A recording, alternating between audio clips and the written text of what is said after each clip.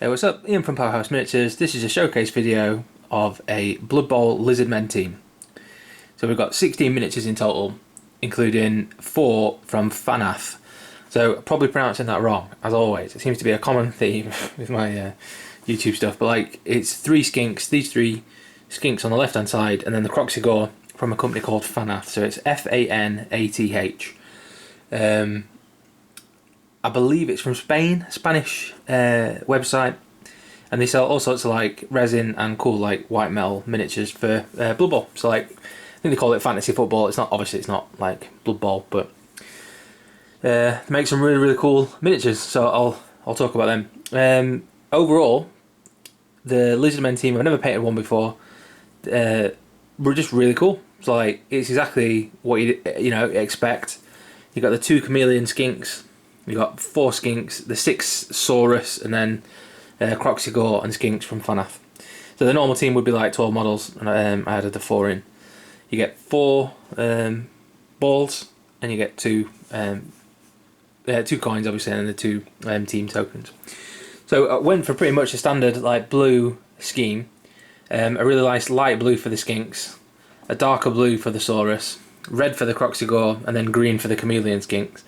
So they, a bit like the 40k orc thing, like the older orcs get darker skin. A similar sort of thing to that the bigger lizards would have a different sort of skin tone. And then overall, I tied everything in with this cool like pink, purple, yellow, orange plume thing, just like the feathers that they've got on their helmets. And I think overall, like the blue and purple and pink looks really cool. And also like the green and the blue and all the different tones of like all the different skin tones and stuff all matches in with purple, orange, pink, yellow, and also the red Croxigore. Obviously like purple and red go together really nicely.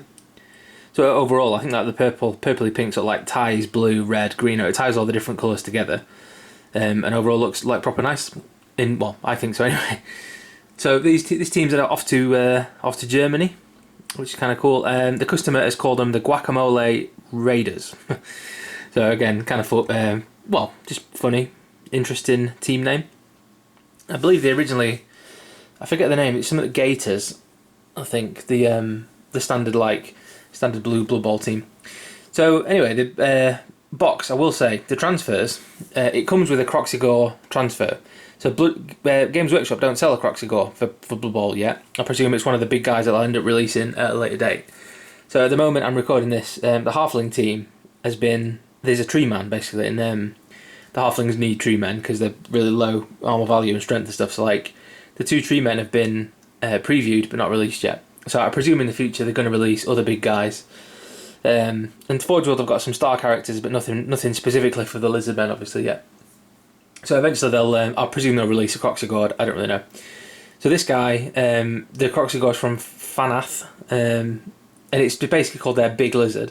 I will say the one downside to him is he's made out of metal and he weighs hundreds of grams. Like it's proper solid metal. So yeah, they include a Croxigore transfer even though there's no Croxigore in the box, which is really nice. And I found the same sort of thing with the Halfling team. There's 2 tree men transfers, even though they don't sell them yet. They will in the future. So I will say with this team, again, extremely, it's not a gripe at all. It's a very small thing. You probably want more than 4 skinks. Like with the 2 chameleon skinks, use them as like catchers obviously. Most of the time, having more than 4 is actually a pretty good idea. And there's only 6 skink transfers in the box. So here we've got 7. So it meant that for the 7th one, I've actually free-handed the word skink on the base, which is fine. And I've got the numbers on the other side. So when you're playing them, you can tell which numbers. So that's number 16. The Croxigore should be number 1. And also he's got number 1 on a little chest plate. But so the Croxigore itself, like I said, it's proper heavy. I don't know how much it weighs, but it's a few hundred grams. So this classic red, like shiny red lizard armour. We've got nice bright gold, Gehenna's gold and auric armour from Games Workshop. Got some skulls and then Incubi Darkness and turquoisey sort of colour. I forget which colour it was from Games Workshop. But just like turquoisey, jadey kind of a colour. And then like I said, purple, pink, orange and yellow plumes, or like feathers. I think it ties it all in really, really nicely. Really impressed with this model. Looks really cool. Goes together really nice. No problems at all. Really cheap as well, which is nice. And yeah, I think it's Fanath, and they come from Spain. So the Fanath skinks, for example, slightly different than the Games Workshop ones. They're much bigger. And so, for example, if we take I'll just pick one just to pick with this guy. If you take it compared to a Games Workshop skink, probably the same sort of height, but the head much bigger, like much thicker. The hands, excuse me, I've just dropped one. The hands much bigger, things like that. So like the scaling, for example, much bigger, painted the same and with the same plumes and everything. They do mix in really well, but you can just tell straight away like which one's which. Scales are slightly different, the armour's different, stuff like that. But altogether, like I said, you know, painted the same, mixed in all together, look really good. And I would definitely order from Fanath again. I think they sell all sorts of like cool stuff, so like check them out. But in total, I think that even though they are slightly different, I think there were 7 different sculpts of skink.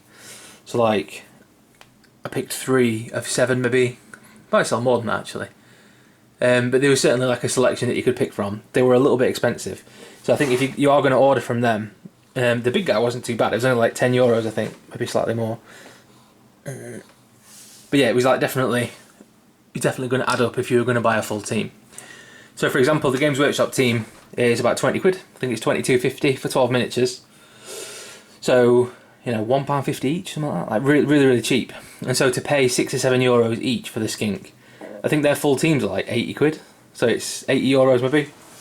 So it's a heck of a lot of money, and it's much more expensive than Games Workshop, like significantly more expensive than Games Workshop, like 4 times as expensive or whatever.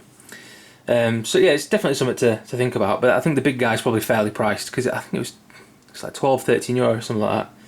So actually overall it wasn't too bad, especially compared to buying a troll or an ogre for Blood Bowl at the minute. So for all the guys that have got cloth on their the loincloths, I did a mixture of like leopard print, tiger print, camo, which looks nice. And we also did some like tiger, I don't know what you call it, tiger stripes, or like leopard print. So that's one. So it's just like brown, black and white streaks. I mixed it up a little bit with some of them. So this one's like an orangey red, Wild Rider red colour, mixed in with a black and white.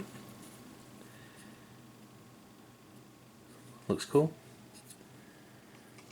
And then just done them sort of randomly as well. So here's one of the tiger, like leopard print, isn't it? Like little spots and stuff. Yes, again mixed that. It's like Balor brown, Avalon sunset, snakebite leather, Wild Rider red. And again, just mix those in like randomly, basically. So there's no real pattern to them.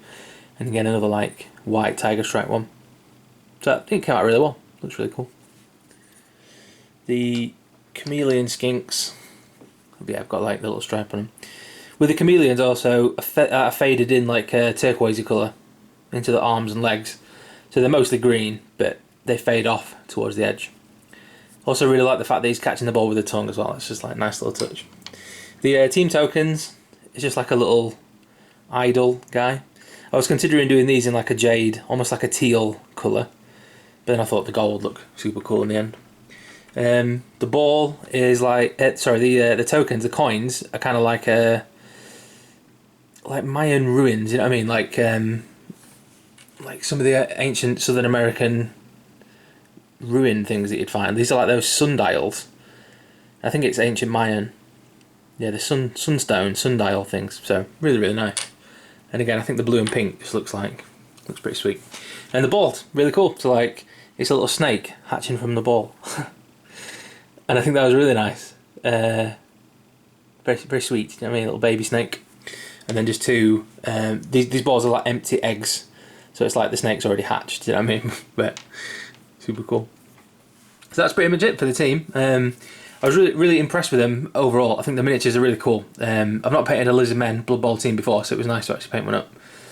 But all the details, it's like it is that like Mayan, Aztec kind of feel. You know what I mean? Like that's ancient Southern American sort of thing. And I think that overall, especially like the coin, just like super detailed. It's literally, I think they're called Sunstones. I'm not sure. There's this board game called Sol Keen or something. I was playing once, and had this huge sundial thing, and you used it to like, you know, erect these pyramid things in the desert. Desert, we call it in the jungle. So super nice anyway.